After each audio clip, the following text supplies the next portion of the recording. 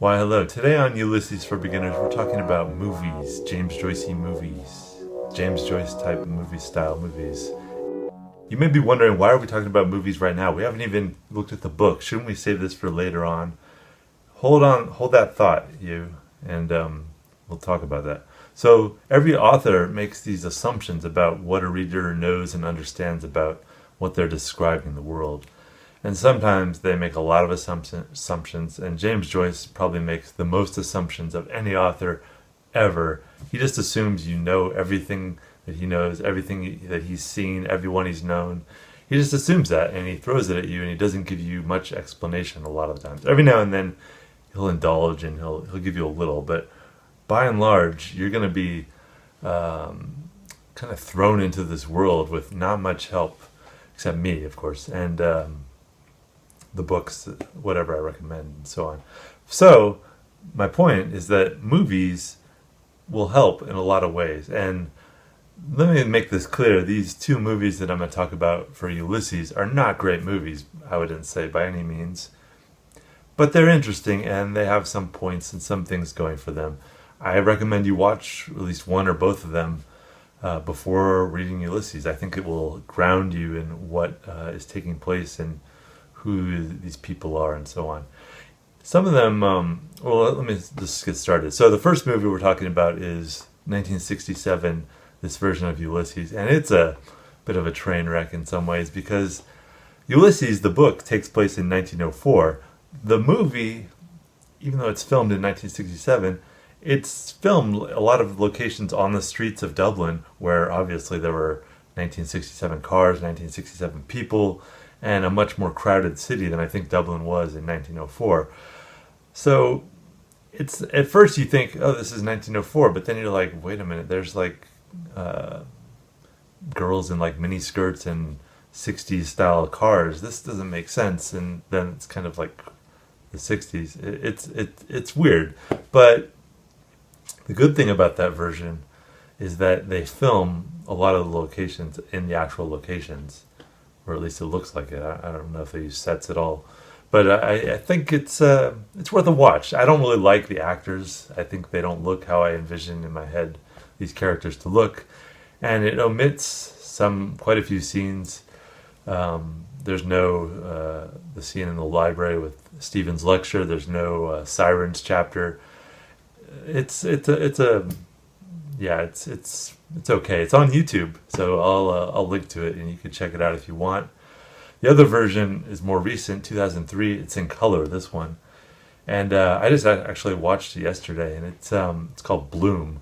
Originally, when it was released, they called it Bloom, and they used this weird, like a comma for the O. It was, I don't know why they did that. They realized it was stupid, and they changed the title back to Bloom. I don't know why they didn't just call it Ulysses. Anyways, that version, I like the actors more. They look more how I envision in my head. And you may be like one of the people that like, I don't want to know anything about the book. I don't want to see some director's interpretation of how it's supposed to look, because when I read the book, I want that to be my image, just me and the author. That's it. And or you may also not want spoilers.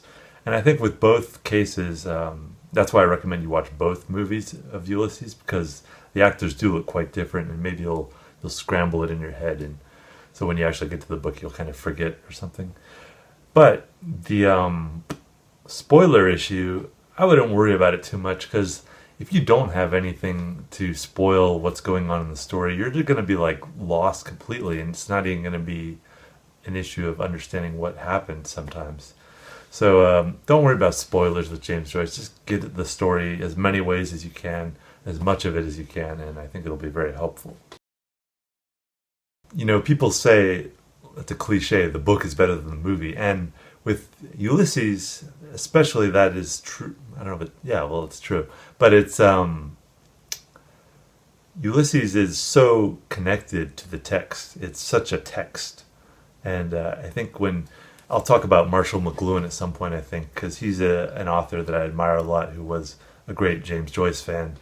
And I think he understood that when you change a medium, you create something completely different. So movie versions of Ulysses are going to be, they're their own planet, and they have nothing to do with the text. This is such a book about media and the text that reading the book itself is going to be different completely from any other experience.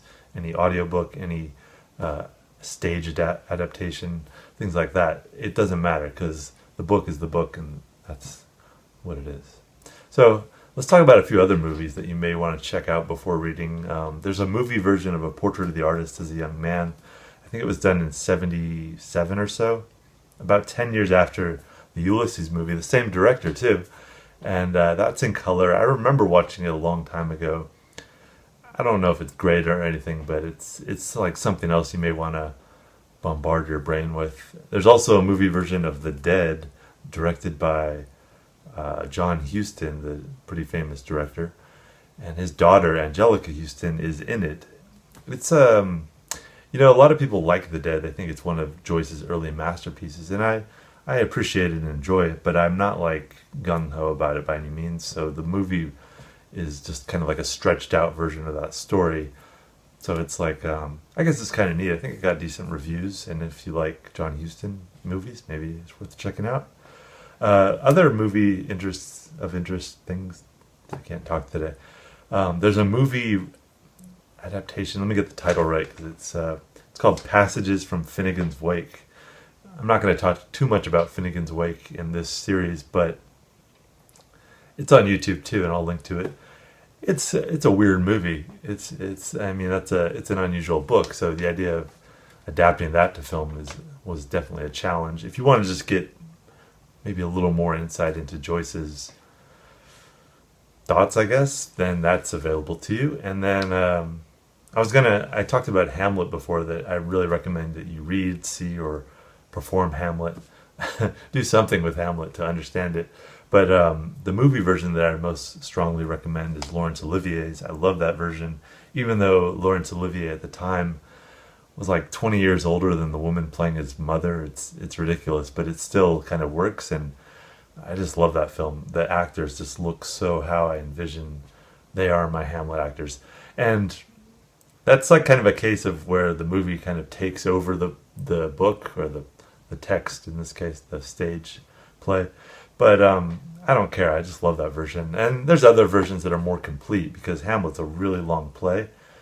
And so like Kenneth Branagh's version, I think, is the most complete. There's also the BBC version that's pretty complete. And there's tons of other versions. There's been so many Hamlets. But just to understand Hamlet in some way, shape, or form. And the other thing, finally, that I'm going to recommend is Oscar Wilde. He's not really... he's referenced in Ulysses, and I think it's part of understanding. Same with W.B. Yeats and some other things I'll talk about later on. You should understand who Oscar Wilde was and his plays and his cultural significance. So I would recommend checking out some of the movies of his plays. His plays are really great. I think they're some of the best plays ever written. So, understand at least a few, like The Importance of Being Earnest, Lady Windermere's Fan. I forget the other ones. He has a novel too. But Oscar Wilde will be talked about, and you have to understand in 1904 Oscar Wilde's influence, because he was, along with W.B. Yeats, those were probably the two biggest Irish figures in the 1890s, and they both Oscar Wilde's downfall and early death was pretty tragic, but Yeats lived much longer, and I'll talk more about him later on. But back to movies, just understand some Oscar Wilde if you've never heard of him or don't know much about his life. You may want to just read a quick biography on Wikipedia or something. But check out his plays. They're really great plays, and I think that's all I have to say right now about movies. After this, we're going to move on to something else, I guess.